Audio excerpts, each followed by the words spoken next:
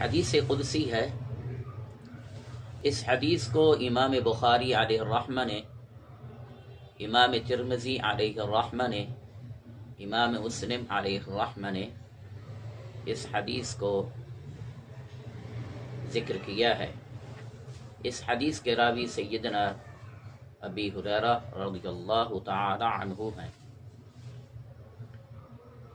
آپ فرماتے ہیں کہ نبی مکرم صلی اللہ علیہ وسلم نے ارشاد فرمایا، ان للہ ملائکۃ یطوفون فی الطرق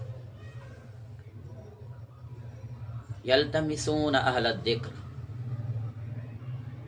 مسلم شریف کی روایت میں سیاحین فی الارض یبتغون مجالس الذکر۔ اللہ تعالی کے کچھ فرشتے ہیں جو گلیوں میں گھومتے رہتے ہیں، اللہ کی اس سرزمین پر چکر لگاتے ہیں، اہل ذکر کو تلاش کرتے ہیں، ذکر کی محافل کے متلاشی ہوتے ہیں، مجالس ذکر کو تلاش کرتے ہیں۔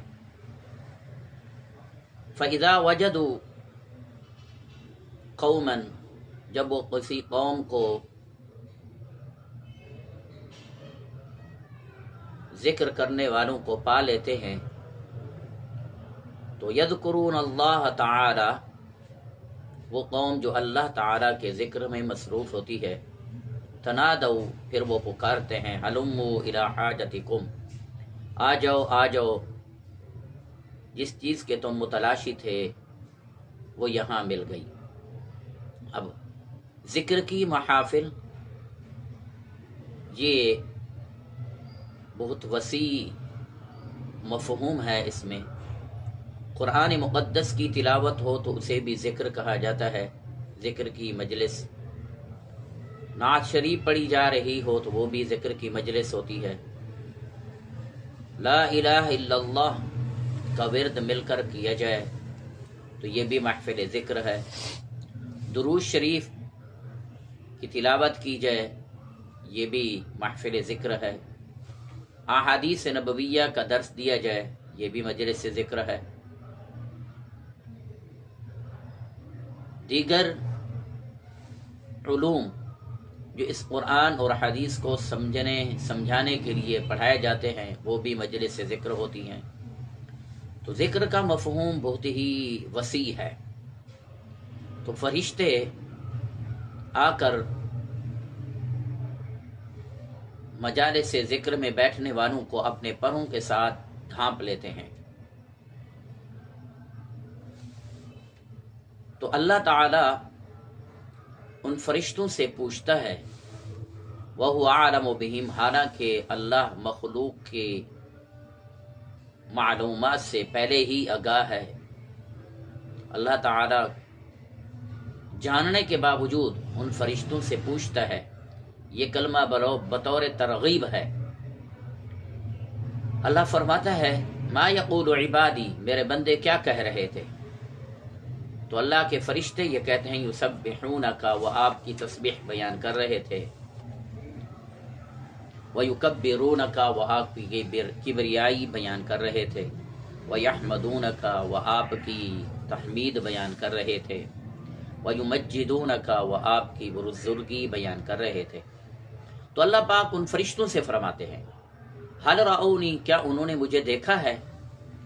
تو جواباً فرشتے یہ کہتے ہیں، لا واللہ ما رأوک،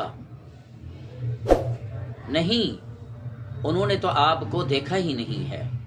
اللہ پاک فرماتا ہے، وَكَيْفَ لَوْ رَأَوْنِي، اگر وہ مجھے دیکھ لیں تو پھر کیا حال ہوگا ان کا؟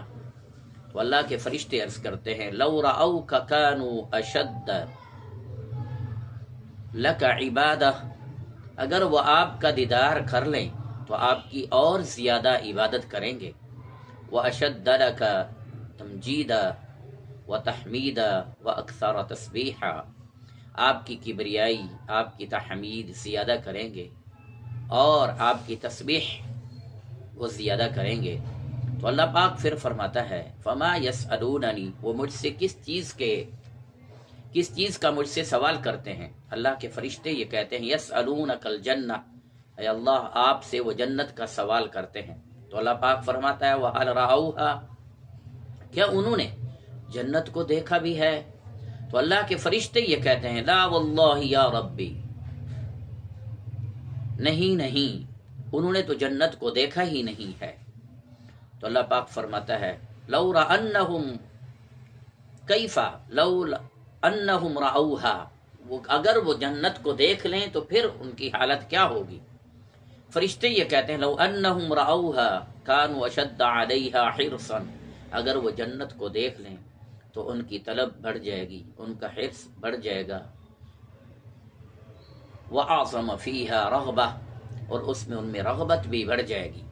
تو اللہ پاک ارشاد فرماتا ہے فَمِمَّا يَتَعَوَّذُونَ، وہ پناہ کس چیز سے پناہ مانگتے تھے؟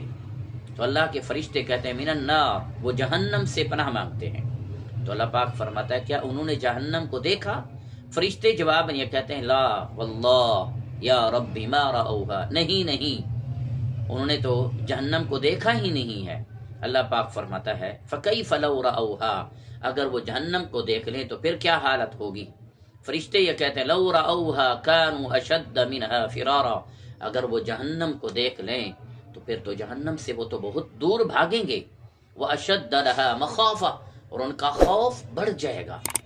تو اللہ پاک ارشاد فرمائے اُشْهِدُكُمْ، میں تمہیں گواہ بناتا ہوں، انی قد غفرت لہم، میں نے ان اپنے محبوب بندوں کو معاف کر دیا ہے۔ تو فرشتہ، ان فرشتوں میں ایک فرشتہ عرض کرتا ہے اللہ پاک کے حضور فیہم فلان، یا اللہ ان میں ایک ایسا آدمی بھی تھا لیس منہم، لیکن وہ آپ کے ذکر کے لیے تو نہیں آیا تھا، اس کا مقصد یہ تھا کسی کو ملنا تھا، کسی کو بلانے کے لیے آیا تھا، آپ کے ذکر میں، آپ کا ذکر کرنے کے لیے، آپ کا ذکر سننے کے لیے وہ نہیں آیا تھا۔ وَإِنَّمَا جَاءَ لَحَاجَةٍ، وہ اس کوئی اپنی کوئی ضرورت کے پیش نظر وہ اس حلقہ ذکر میں آیا۔ تو اللہ پاک ارشاد فرماتا ہے هُمُ الْجُلَسَاءُ لَا يَشْقَىٰ بِهِمْ جَلِيسُهُمْ، فرمایا کہ یہ میرے محبوب جو میرا ذکر کر رہے تھے، یہ مجالس ذکر جنہوں نے سجائی ہوئی تھی، ان کی برکت سے اللہ فرماتا ہے کہ اس آنے والے کو بھی میں بخش دیتا ہوں۔ تو اللہ تعالیٰ اس گناہگار کو بھی معاف فرما دیتا ہے۔ اس سے یہ پتہ چلا کہ اہل اللہ کی صحبت بھی انسان کو اتنا اجر، اللہ پاک کے حضور اتنا اجر دلواتی ہے کہ ایک گناہگار آدمی اپنے کسی اپنے کام کے لیے آتا ہے تو اللہ تعالیٰ کے یہ اہل اللہ، یہ اللہ کا ذکر کرنے والوں کی برکت سے اللہ اس گناہگار کو بھی معاف فرما دیتا ہے۔ اللہ پاک سے دعا ہے اللہ تعالی ہم سب کو زیادہ سے زیادہ ذکر کی محافل میں شرکت کرنے کی توفیق عطا فرمائے، اللہ کے رسول کا ذکر کرنے کی توفیق عطا فرمائے، آمین۔